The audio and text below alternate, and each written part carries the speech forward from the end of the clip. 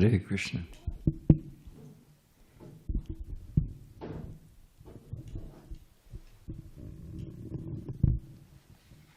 He sat down, and while they were setting up the mic and getting his glasses out and everything, he looked out over the audience. His mic was already on. And he looked out over the audience, and there were hippies, college students, inner city street kids, Indian families, the whole montage of humankind. Prabhupada looked out over his glasses and chuckled and said, Krishna's lotus feet, they're big enough for everyone. So it's a fact. Krishna's all attractive.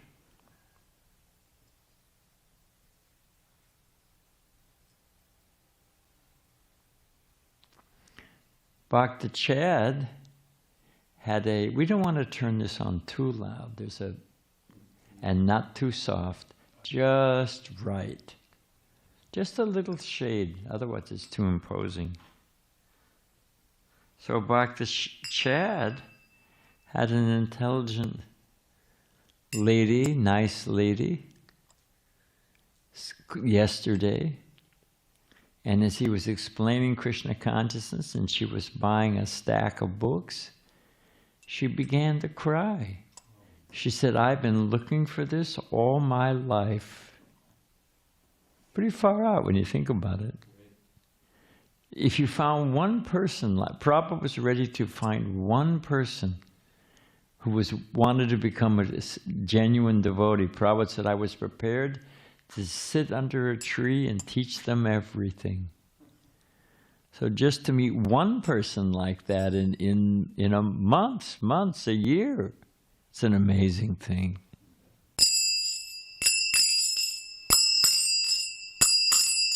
Jaya Radha Madhava Kunja Bihari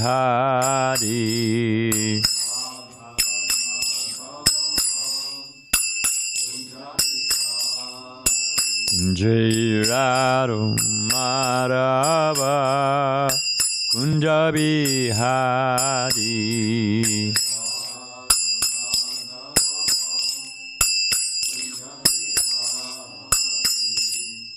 Gopijana Balava Girivanadari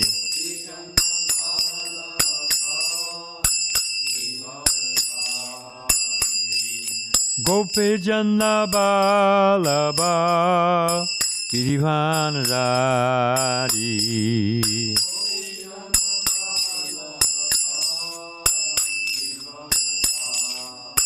Jasodanandana Brajanaranjana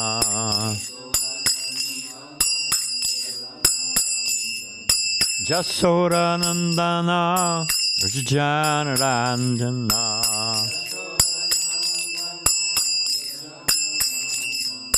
Jamunatiravanachari Jamunatiravanachari Jai Radha Madhava Kunja Bihari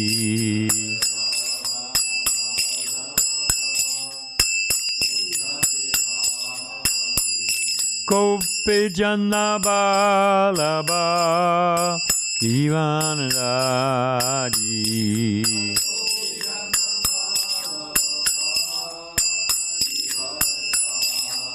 Jasodanandana Brajanaranjana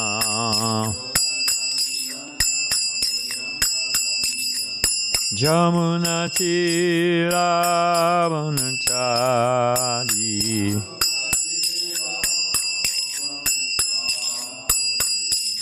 Hare Krishna, Hare Krishna, Krishna Krishna Hare Hare Hare Rama Hare Rama Rama Rama Hare Hare. Boom.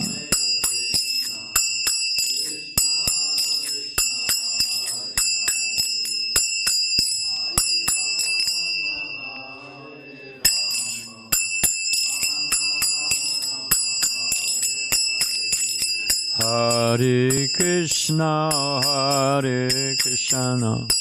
Krishna Krishna Hare Hare, Hare Rama, Rama Rama Hare Hare.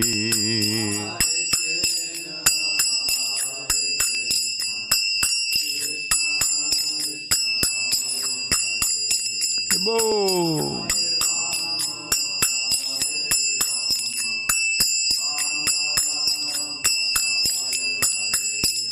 Hare Krishna, Krishna Krishna Hare Hare, Hare Rama, Rama Rama Hare Hare. Bo Hare Krishna.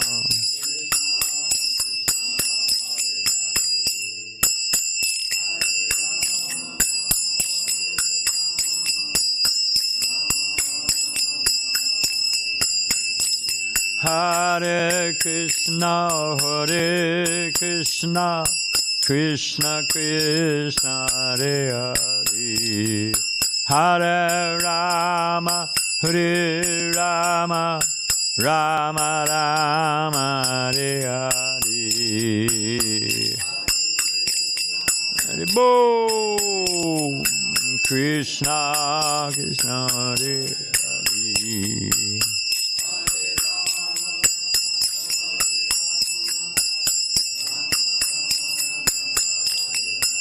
Jai Radha Madhava Kunda Bihari.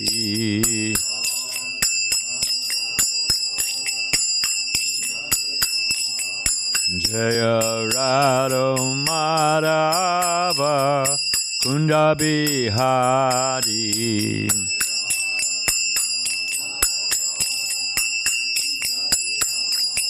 Jai Radha Madhava Kunda Bihari.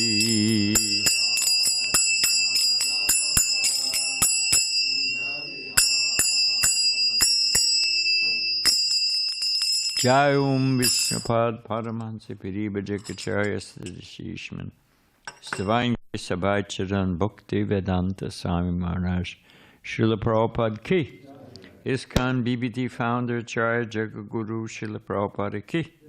Ananda Kora Vaishta Brinda Ki. Namacharya Srila Haridas Thakur Ki. Prem Shikaho Shri Krishna Chaitanya Prabhu Nityananda Shri Dvaita Gadadhar Shri Vasadi Gaur Bhakta Brinda Ki.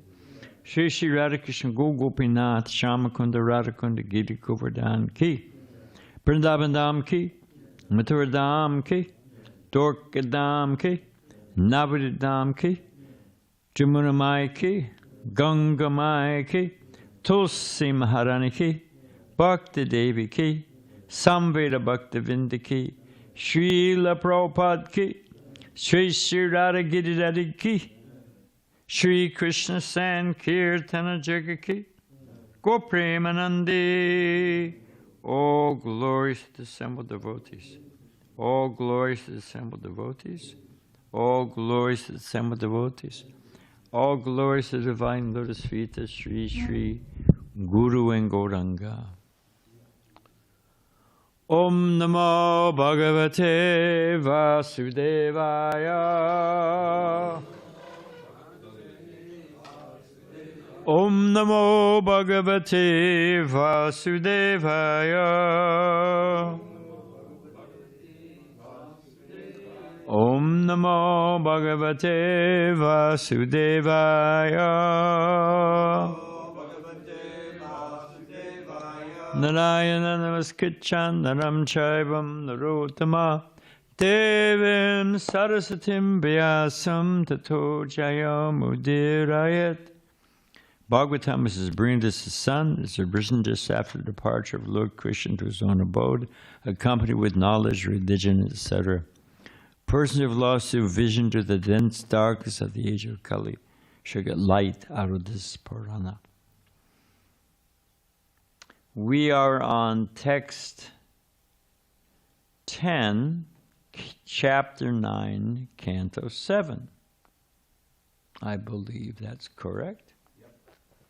Hey, Govardhan, don't let me forget, I want to tell you this about Lord Jagannath's feathers on his crown, the peacock feather.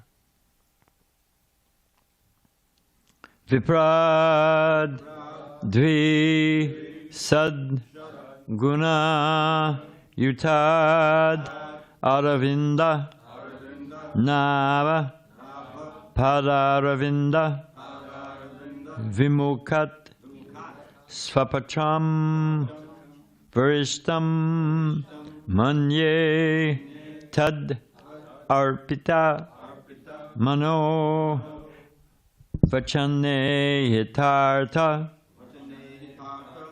pranam punati sa kulam na tu burimana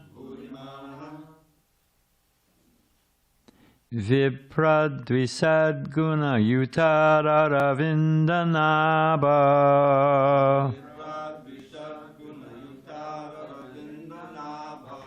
padaravinda vimukat svapacham varishtam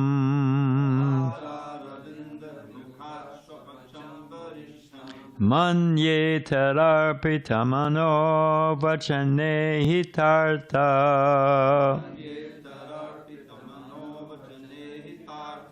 pranam punati sakulam natu burimana.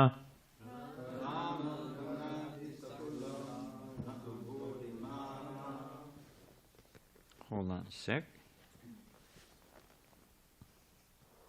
The best was when I stepped on the Vyasa-san at the temple in Delhi. What is it called? Punjabi Bagh. And it turns out that the Vyasa-san was on wheels. Yeah, I skateboarded about 10 feet.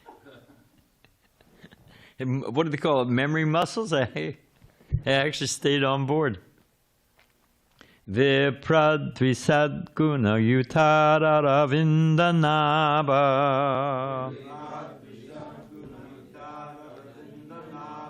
padaravinda vimukat svapacham varishtam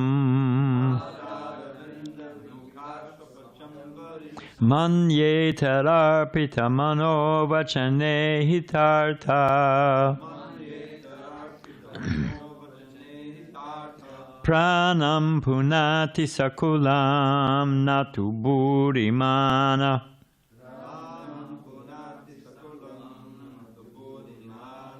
Vipradvisad guna yutara ravindanaba padaravinda vimukat svapacham varistam manye tararpita mano vachane hitartha pranam punati sakulam natu burimana.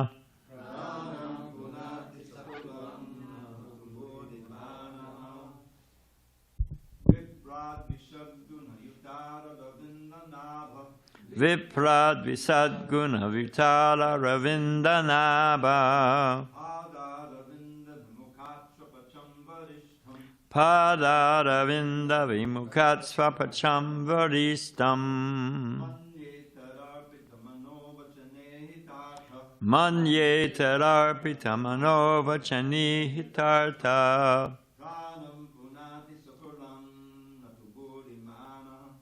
Pranam punati sakulam nati buddhimana.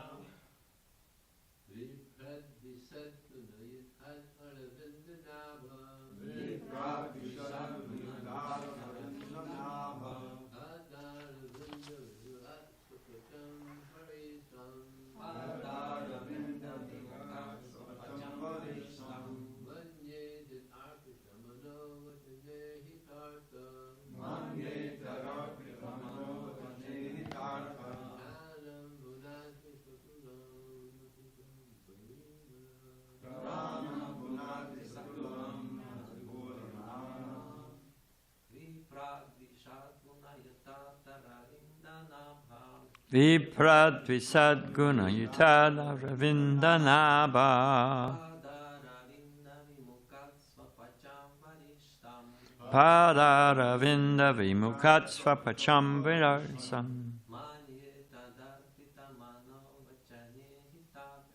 Manye tararpita mano vachani hitartha.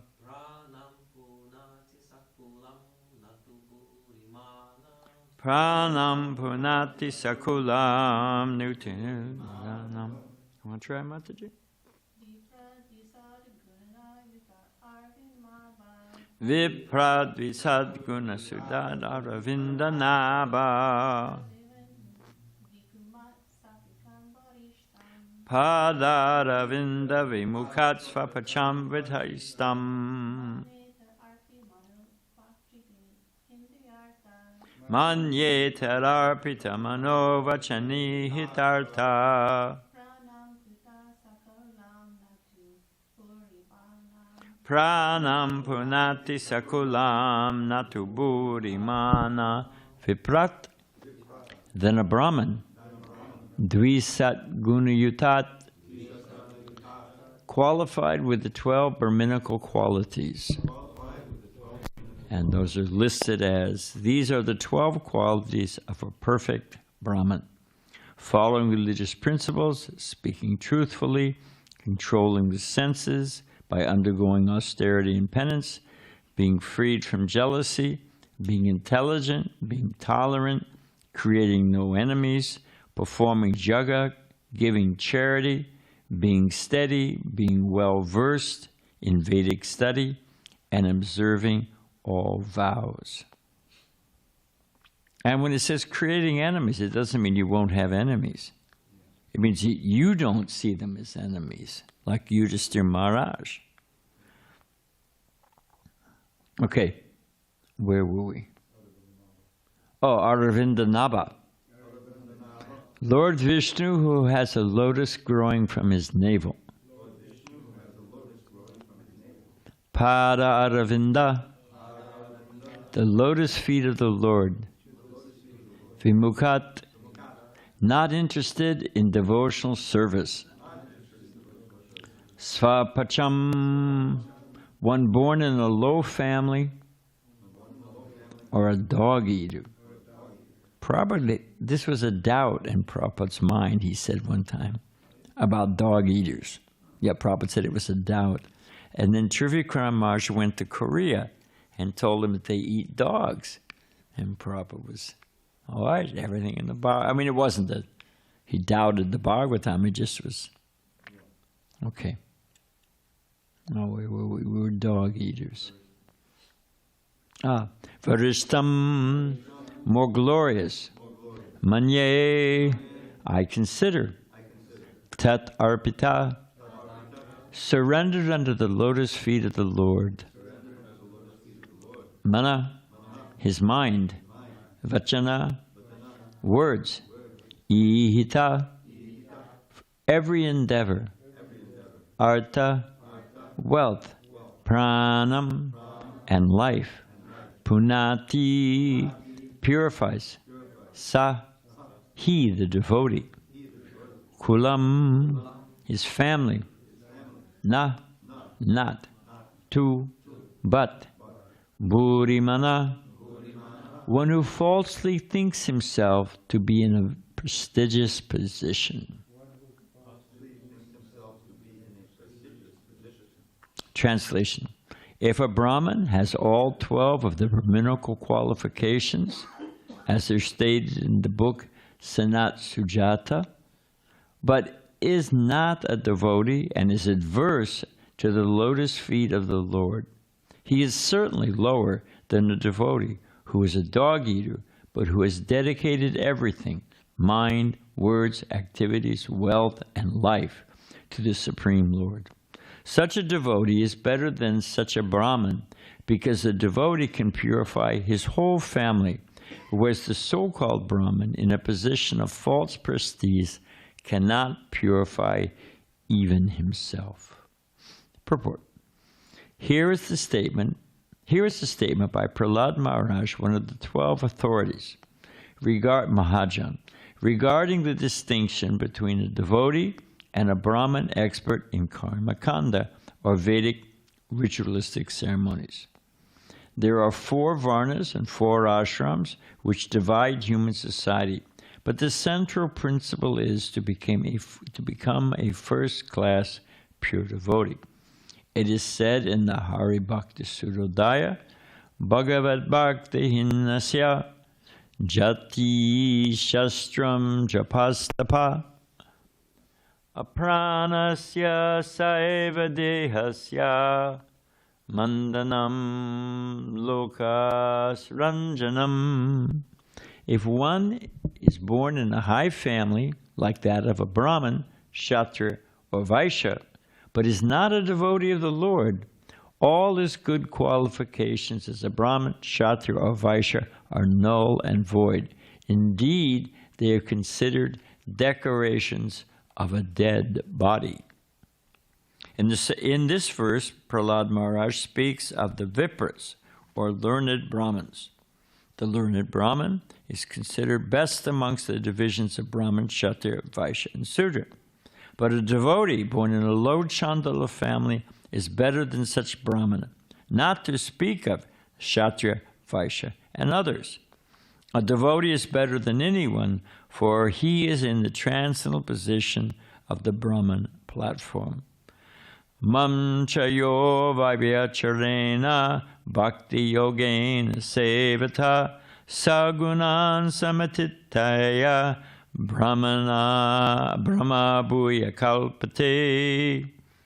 One who engages in full devotional service, who does not fall down in any circumstances, at once transcends the modes of material nature and thus comes to the level of Brahman. Bhagavad Gita 14:26. The 12 qualities of a first-class devotee, as stated in the book Sanat Sujata, are as follows. Gyanam cha satyam cha dhamma shrutam cha. You say it, Dravida, because my eyes are bouncing around.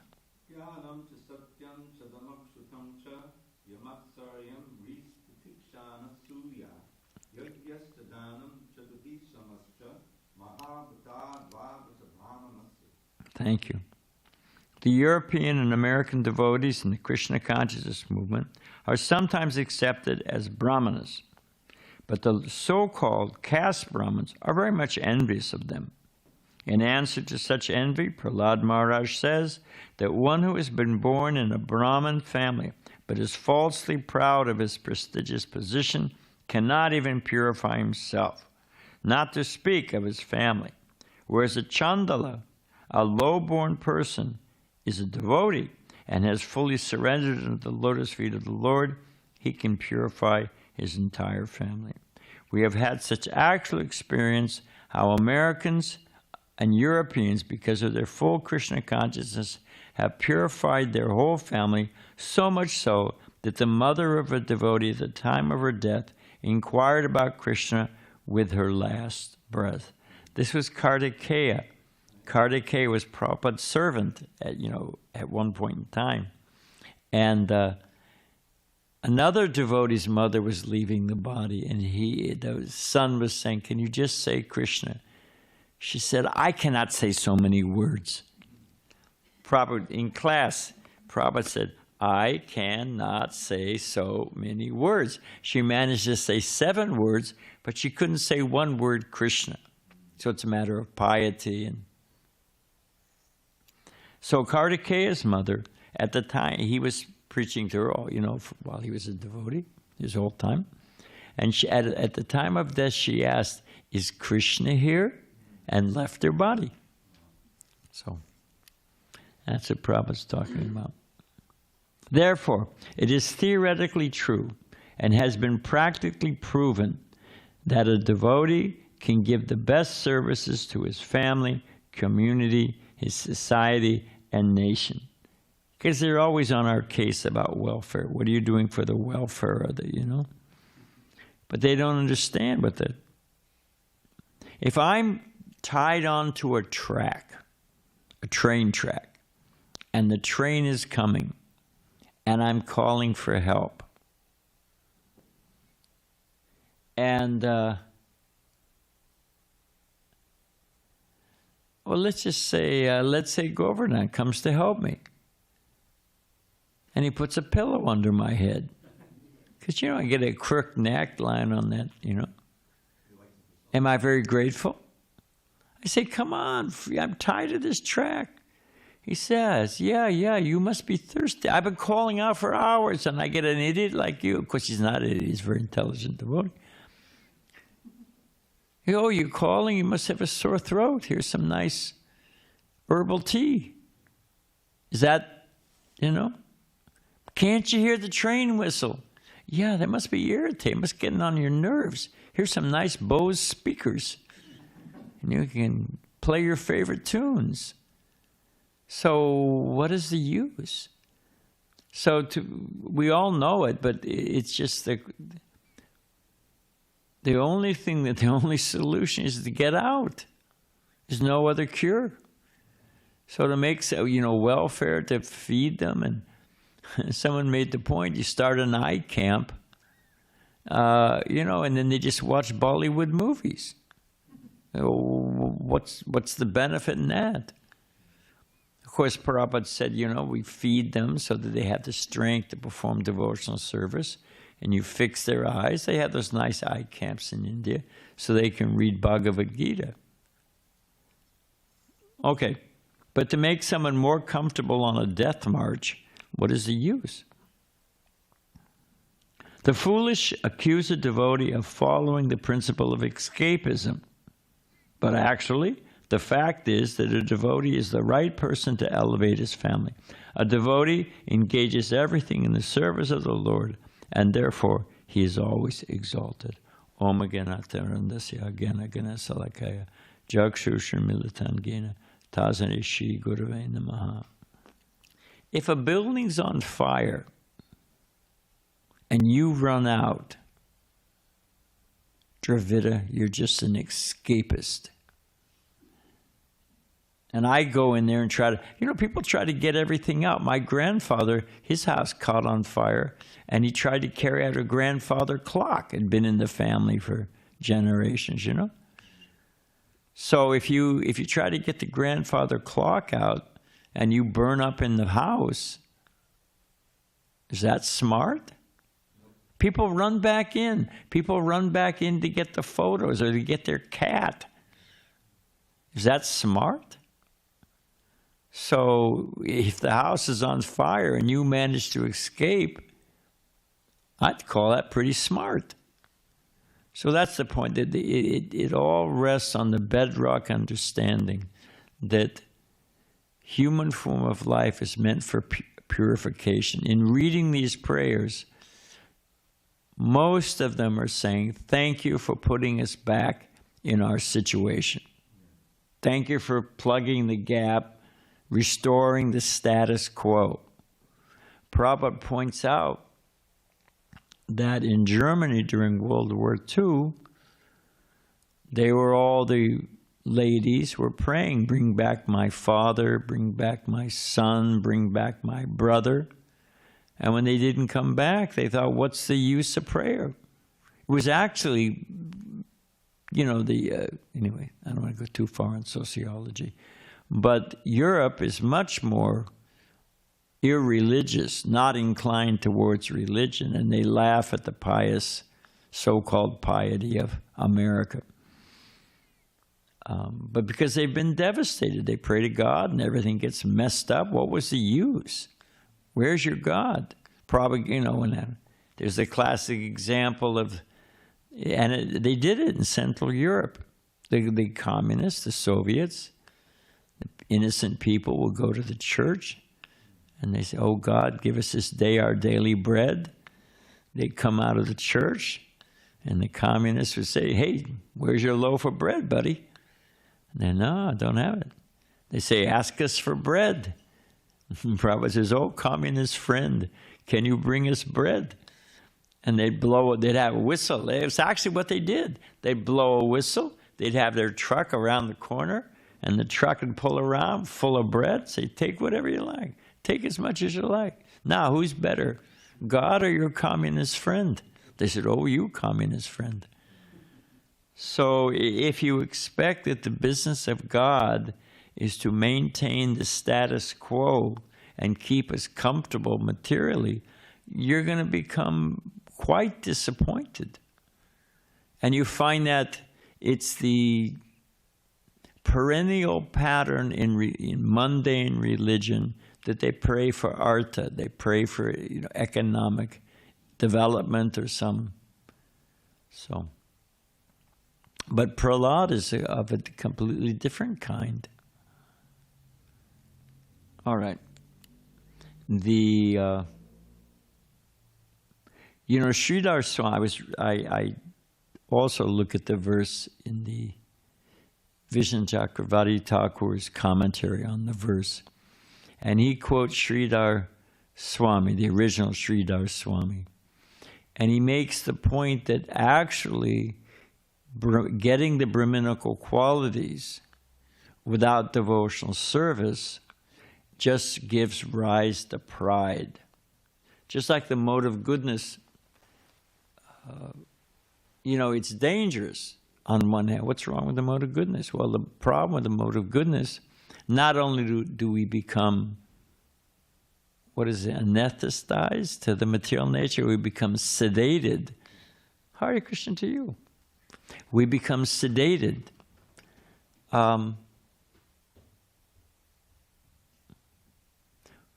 But we also, there's a little bit of pride that I'm better off than you, and I've got, so it gives rise to pride. There's a story in the Mahabharata. It's related by, I forget by who, but it's from one of the Puranas. You know that there was the generational, went on for lifetimes, fighting between Vashishta and Vishwamrita. Now, Vishwamrita was a king, and Vashishta was a sage living in the forest. And Vishwamrita was traveling on some kind of conquest and came through the ashram of Vashishta Muni. And Vashishta Muni had a Kamadhenu. And the cow, Kamadhenu means wish fulfilling, could fulfill everything, fed his whole army. He was amazed. Now this sounds like folklore, but just for fun, we're a little off the track, but so what? The Alexander the Great, who Prabhupada tells some stories about. So Alexander the Great had a chronicler who traveled with him and wrote of his conquests. Now, that's accepted as historical record. They've found so many different cities. There was nothing there, but he says there was a great city, and they've done by sonar and heat, this and that, and found that it actually, what looked just like a camel dump. When they went down, there was a wall in the city and a whole thing. So it's actually accepted as a historical record. I mean, Alexander the Great, I don't know how long, whatever it was, 2,000 years ago or something. He also narrates how when they came down through the Hindu Kush, the Himalayas, down to the Ganga plain, they came down into India, there's a story that, there's a narration by the same guy in the same book. Everything else is accepted as historical record. And Alexander the Great, one thing that happened, well, it works like this. There was a sage in his hermitage. He has his little cottages, and his disciples and brahmacharis are in different cottages, and they have their little gardens for their fruits and vegetables, and they have their flower gardens for puja. It's a very beautiful scene in the forest. And Alexander the Great is marching through with his army. And this sage said, could you just go around, please, I'm Alexander the Great. I don't go around anyone. And it's described how the sage held up his staff, and from his staff came blazing heat and light, so much that they had to go around. And Alexander the Great, to his credit, was impressed and came back. He's a big guy looming over this, thin sage, and said, I'm very sorry, can I help you with anything? And this sage said, it was early morning, nice Ayurvedic sunshine. He said, can I help you with anything? Sage said, yeah, you can move out of my sunlight. Just get out of my way and move on, So, anyway, so Kamadhenu, there were Vishishta Muni had a Kamadhenu. So, of course, everything, the best of things should be given to the king. So he said, hand over the cow. The cow didn't want to go. They tried to capture it. So in the same thing, Vishishta Muni held out his staff. Staff means danda, nice Vaishnav sannyasi. And all kinds of weapons come out of it. Choppers and swords and arrows and, And he was defeated. The king was defeated by this thin little sage with his staff, with his Kamadhenu, came out of the Kamadhenu. So he was furious. And, just like it's shot through your spirit. You're defeated. I'm going to get, they don't like it. So, so he performs all kinds, it's a whole story. He performs all kinds of austerities. He even, at one point in time, to prove his prowess, a sinful king wanted to go to heaven, heavenly planets in the self-same body. And he, I'm trying to remember how it goes, and he went to Vishishta Muni. And Vishishta Muni said, this is foolishness. I'm not going to... You want to go in your material, earthly body to the heavenly planets? I'm not going to, and why? What's you going to do the same stupid things you did that? No, I'm not going to do that. So Vishamrita, who was getting all these austerities, and heard of that and said, well, I'll do what Vishishta Muni wouldn't do. And he actually performed the jaga, and zip, the guy elevated to the heavenly planets. The king, the sinful king. And as soon as he popped onto the scene, the devas, zip, sent him back down. Hey, you're not qualified. Vishamrita performed the jaga, sent him back up. The devas sent him back down. He was suspended like a yo-yo. He was going up and down, up and down. Precarious position. So Vishishta Muni created a whole other planetary system and sent him there. Created a faux heavenly planet and sent him there. So he's very, very powerful yogi. But at every one of these junctures, and there were many, at every one of these junctures, he would appeal to the devas. Am I now a Brahmin? They'd say, no, not yet. And he'd do some other thing. Am I now a Brahmin? Not yet. And he would cause Vashishta Muni, threw him off a cliff, and he turned it, and on the way down, or maybe the devas, I don't know exactly what happened, but they created these plants that are like cotton, so when he landed on it, he was protected. All kinds. He tortured Vishamrita, tortured Vashishta for generations. It was a long thing.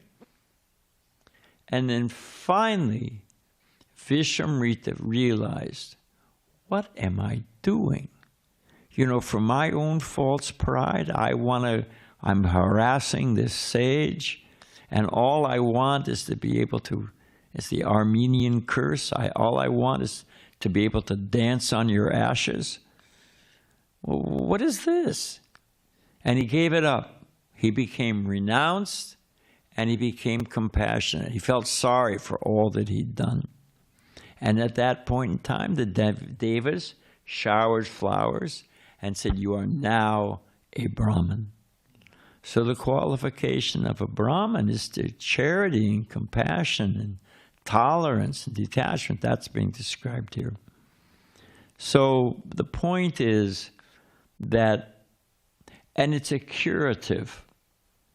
My daughter and I joke about it sometimes, that only devotees, we joke in appreciation. The materialist gets whacked. And they, like Lear on the moor, they rage and rage and rage against the wind, you know. It's everybody else's fault and this and that, and right? Everyone, you know.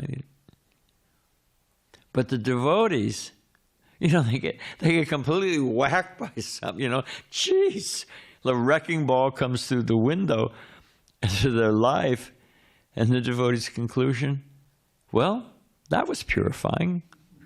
You see devotees do it all the time.